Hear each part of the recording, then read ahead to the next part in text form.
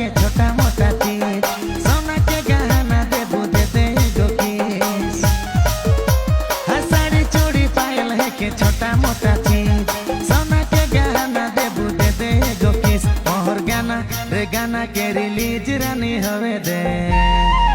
तो के थार में घुमाबू गाना हिट हवे दे मोर